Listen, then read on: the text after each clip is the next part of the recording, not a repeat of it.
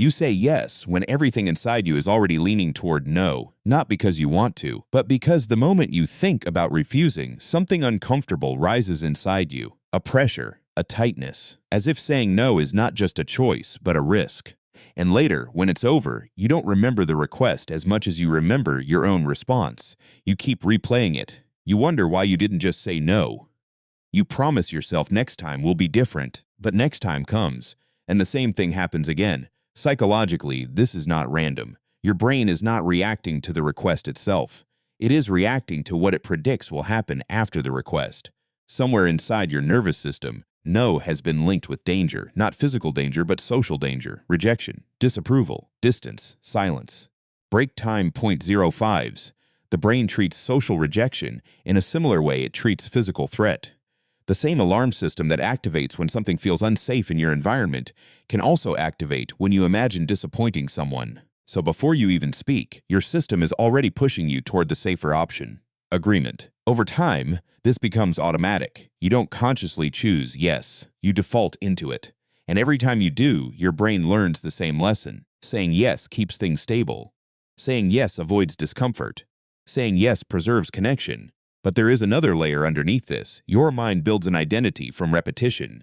If you have said yes many times, helped many times, avoided conflict many times, your brain starts to organize that behavior into a self-concept. I am someone who is available. Break time 805s. I am someone who doesn't say no. Once this identity forms, saying no doesn't just feel like refusing a request. It feels like breaking character. That is where guilt comes from. Not morality, not logic, but identity conflict. Your brain is essentially saying, if I say no, I am no longer the version of me that keeps connection safe. This is why guilt feels immediate and emotional, even when you logically know you are allowed to refuse. The emotional system reacts faster than the thinking system. At a deeper level, there is also prediction happening in the brain. Your mind constantly simulates future outcomes before you act. When you think about saying no, it runs a quick model. The other person might be disappointed. They might think less of you. The relationship might change slightly.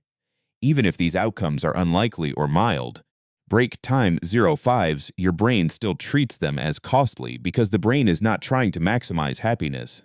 It is trying to minimize social risk, so it chooses the option with fewer imagined consequences in the short term. That is why yes often wins in the moment, even when no would be healthier in the long term. What makes this pattern powerful is that it gets reinforced silently. Every time you say yes and nothing immediately breaks, your brain treats it as confirmation. The fear of saying no feels validated, even though it was never tested. This is how a loop forms. Anticipation of discomfort leads to yes. Yes leads to short-term relief. Relief reinforces the pattern, and the identity becomes stronger. To change this, the goal is not to force yourself into sudden confrontation.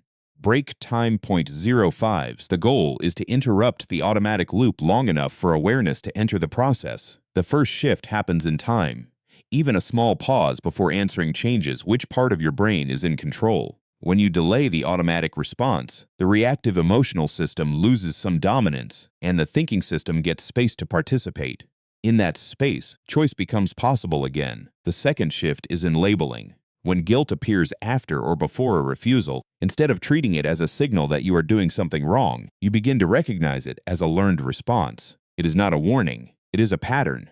This reduces its power because the brain responds differently to interpreted emotions versus raw emotions. The third shift is identity separation. Break time 05s. You are not a person who always says yes. You are a person who has learned to say yes quickly. That difference matters. One is fixed. The other is changeable.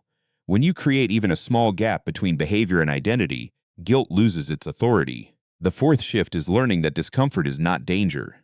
When you say no and feel guilt, your brain is mislabeling discomfort as threat. But discomfort is simply unfamiliarity.